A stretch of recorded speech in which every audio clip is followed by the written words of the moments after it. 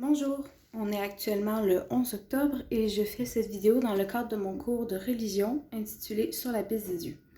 Donc aujourd'hui, je vais vous parler du prosélytisme. Tout d'abord, j'aimerais commencer par parler de l'étymologie du mot.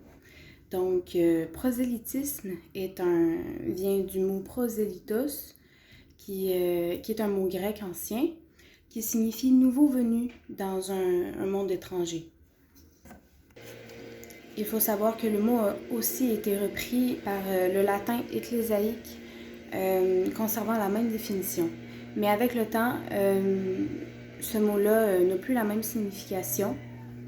Et de nos jours, on désigne un prosélyte, une personne zélée pour allier des nouveaux adeptes à sa cause. Mais bien sûr, comme c'est un cours de religion, je vais parler du prosélytisme dans les religions, évidemment. Ce qui signifie quand un adepte veut convertir quelqu'un à sa religion. Donc, il est important de savoir quand même que ce ne sont pas toutes les religions qui sont prosélytes. Dans le fond, ça veut dire que par exemple, l'hindouisme ne cherche pas à convertir d'autres personnes. On est hindou ou on ne l'est pas du tout. Même si on essaie de le devenir, on ne sera jamais considéré comme hindou aux yeux des hindous. Désolé de la répétition. Par exemple, le judaïsme aussi n'est pas considéré comme une religion prosélyte.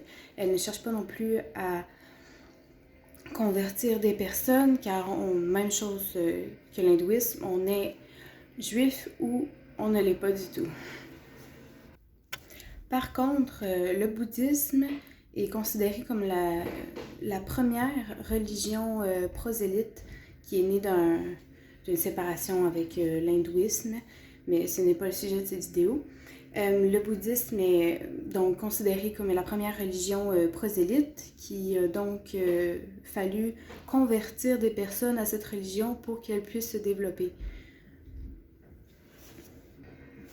Vous l'aurez compris, c'est aussi la même chose pour le christianisme qui n'est pas une religion universelle. C'est comme ça qu'on appelle les religions qui ne convertissent pas.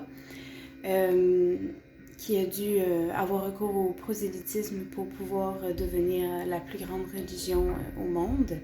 Et c'est aussi le cas de la religion de l'islam, les musulmans qui pratiquent aussi le prosélytisme pour pouvoir s'agrandir encore et encore. Donc voilà, c'était ma définition du prosélytisme dans la religion. J'espère que vous avez pu comprendre qu'est-ce que c'est. J'ai essayé d'être claire.